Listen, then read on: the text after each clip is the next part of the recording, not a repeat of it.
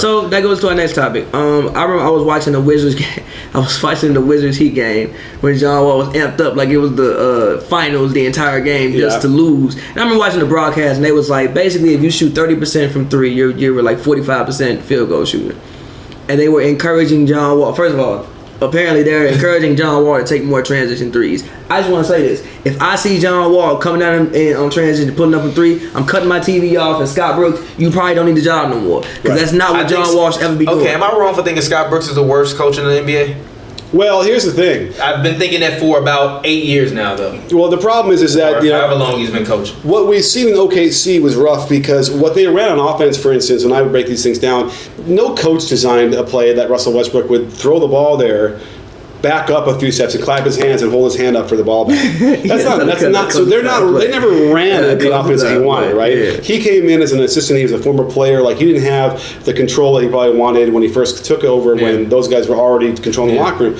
So when he went to Washington, all of a sudden, like, oh, look at this! Look at their offense. It's like they got pin downs, they got movement, and all those different things. This is great. So like he made Otto Porter a max player, right? Yeah, right. He became a great coach, and then overnight, right? So clearly, there's that hanging over his head. But you're right. There is an adjustment notion that doesn't sort of happen at all. He doesn't make adjustments at all to me, especially in the fourth quarters when when the shooting breaks down. I don't see the plays being run. I just see John Wall or Bradley Beal or Russell Westbrook or Kevin Durant holding the ball, dribbling and shooting. Now that's a theme. They hold those principles until the last 6 minutes of the game, and it is just like do what you do. Now there are certain people like maybe that 3-pointer in transition is good, but when you're talking about John Wall, who can get to the basket at will. Yeah, like what do you mean? Like literally, I remember watching the broadcast. Like I was like, you're gonna because again, I rock with the Wizards. I've been watching the Wizards because again, we all live in LA, so Wizards games come on 4 p.m. usually. Yeah. So if I'm home, I'm not doing it at 4 p.m. I'm locked in on one of the East Coast teams. Yeah. And whenever the Cavs wasn't playing, because I'm a LeBron guy, so whenever the Cavs wasn't playing, I was watching Wizards games. Also,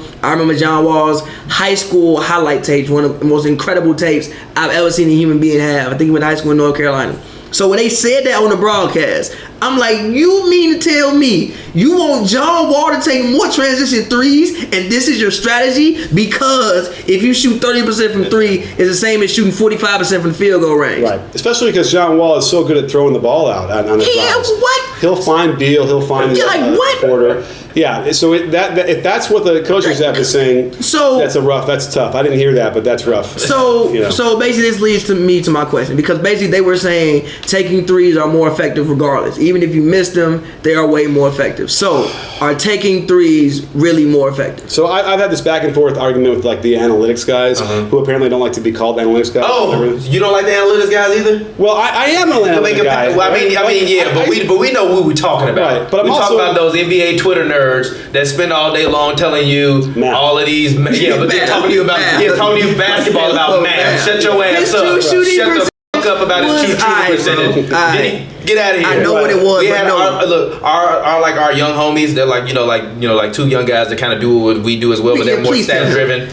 They basically, you're probably going to agree with them from the perspective of like they were talking about like Melo versus PJ Tucker, but they were saying that they needed what we were talking about. If you needed a bucket for your life, everything else you need for a bucket. Your life. We need a bucket. Who you taking, PJ Tucker or Carmelo? Right. They're like, well, it depends on the shot. If it's PJ Tucker corner, I'm like, I don't give a fuck about analytics. We're talking about basketball. If I need a bucket, who the do I want to take this shot for me? Not PJ Tucker. You know what I mean? So right. So I agree with you on that. No, but here's the thing. Like I remember when the Knicks, they were getting so much crap for not taking threes. A few years ago, they were running the triangle or whatever, and it was like, the roster didn't have anybody that shot threes. I'm like, what do you want? You want one of the Ware twins to shoot threes now? He's never done that in his career. In the middle of the year, all of a sudden start doing that. And they're like, yes, the numbers tell us that it will be worth it, even though the percentage will go down, it'll be more. I'm like, you don't understand in real time when you're playing at the NBA level net speed, you need 6 months of training to feel comfortable shooting a three in that scenario. And none of those guys did. You can't just start throwing it up in a practical matter. So that's the problem, the disconnect between that, and that's why there's still a big wall between analytics departments on NBA teams and the coaching staff, right? Because a lot of the coaches like a lot of it, but they're just wary because there's no practical application to it. I liken it to a coach who's like, when Michelangelo was making a statue or a sculpture sculpture. He's slowly whittling away and making it whatever. Yeah. That's like what a coach has to do. It's like you want to try and shape and influence. We want to take more threes, we want to take less of these long twos, but you can't have it binary where it's like one or either on or off. It's like they're not computers, right? And it's like in the course of a game,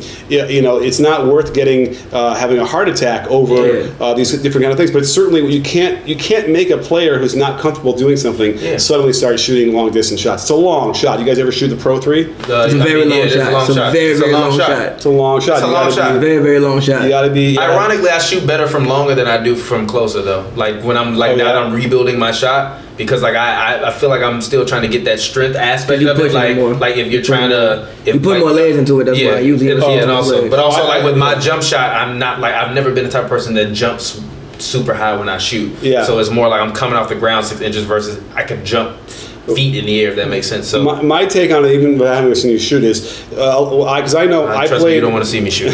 Well, I studied in overseas. I was in England for a semester in college, and I played on the London team, the University of London.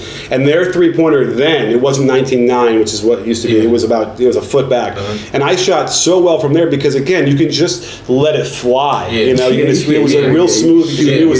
And that might be the same reason for you, where it's like I can finally just extend my arm all the way and let it snap, where like Steph Curry, that's what he's so great at with his consistency, is that arm no matter what is always extending and the wrist floppy like that, and he can just let it fly and almost like carefree. And by the way, you watch him shoot mid-range now when he does that. It's like, to me, if you go like this and let your arm straighten out and a 15-footer, it's going to go in the stands. But he has, I don't know, he's got so much control over it. Which is why we gon' slide, we gon' chill. She said she loves me, I'm